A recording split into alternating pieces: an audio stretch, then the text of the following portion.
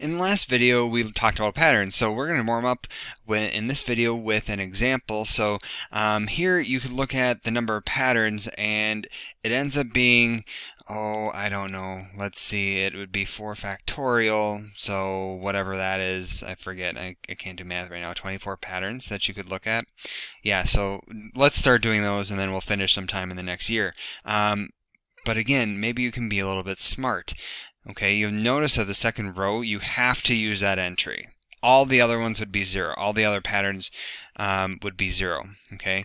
Consequently, if we need something from each row and each column, we notice that in the first row, when we are forced to use 4 in the second row, we are forced to use 3 in the 3 in the first row. Okay. So then, really, that leaves us with only 2 patterns to choose from. We have to look at the, okay, so let's look at this. So we look at 3, 0, 1, 0, 0, 0, 4, 0, 2, 4, negative 1, 3, 1, 1, 1, 1. And I also think we'd have to look at, I think there's really only 2 patterns. Let's just verify that. 0, 0, 4, 0, 2, 4, negative 1, 3. And then 1, 1, 1, 1. Okay, so as I'm forced to use those, that means I can either use this one or that one, right? That's a pattern. And then if I don't use 4, I'd have to use the 3 from the first, or from the third row, and then the 1 in the second one in the fourth row. Okay, so then computing the products and inversions of these, so product here, so let's see, that's 12 times 4 is 48, and then the number of inversions is, let's see, that is 0, that's 1, and that's it. Okay, and then in this one we have the product, let's see, that's 12 times 3 is 36, and then the inversions is, let's see, 0 there, 1, 2 there, and that's it.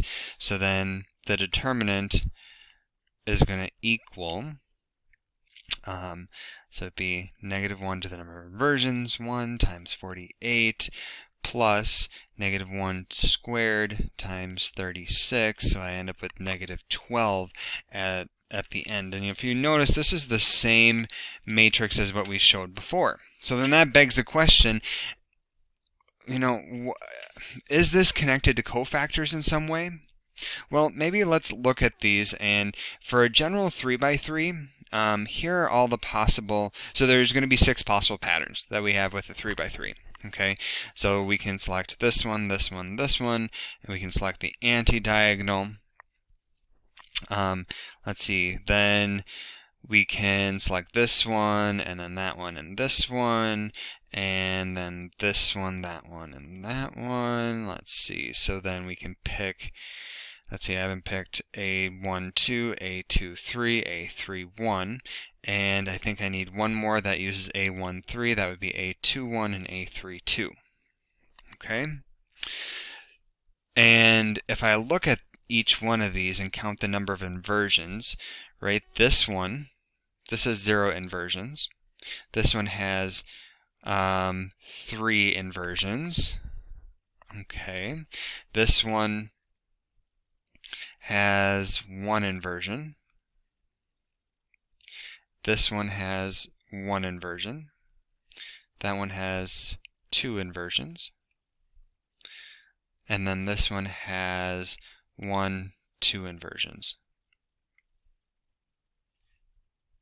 Okay, so overall, what we would see is that this, when we have this term, this would be a positive term in our determinant calculation.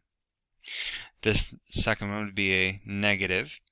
This is a negative.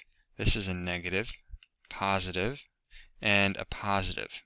Okay, and it isn't hard to map each of these to, say, to the basket weave method, and we said the basket weave really is cofactor expansion. So really, and whenever we look at the determinant, each of these can be represented as a cofactor method, cofactor expansion, in some way, shape, and form.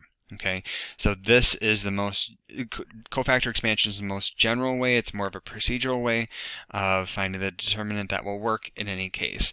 But this is just illustrating how patterns connect to cofactor expansions. Okay, so then really, why do we need this pattern method if it is really the same as cofactors? Well, it can be really useful. Okay, so here are some cases where it would be useful. Okay, so if A is n by n, then the determinant of Ka is just Kn, or k to the n times the determinant of A. So again, this is looking at K and then A1, A11, A1n, down to AN1, and then ANN.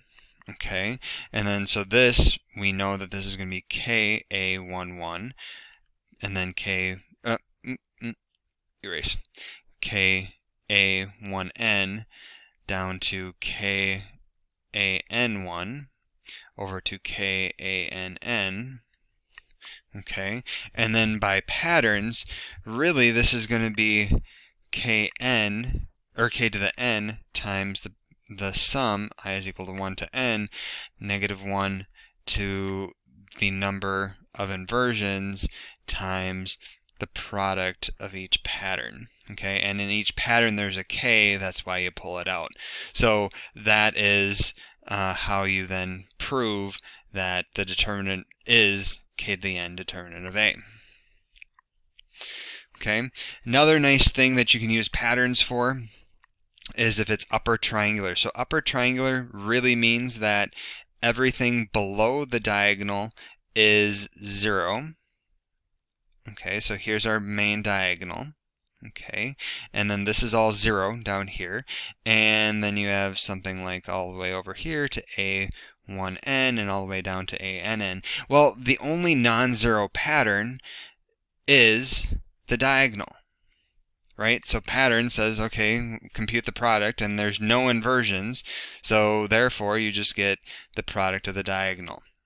Okay, so it'd be -1 to the -1 to the 0, and then times the product of the diagonal. Boom, done. Okay, and last thing that I leave you with as a challenge is there is a theorem that says the determinant of A is the same as the determinant of the transpose. My question is, can you use patterns to prove it? This hasn't been on any exam or anything like that, but I do think it's a very good exercise in showing that you have a solid understanding of patterns. So try to prove this, and let me know if you have questions.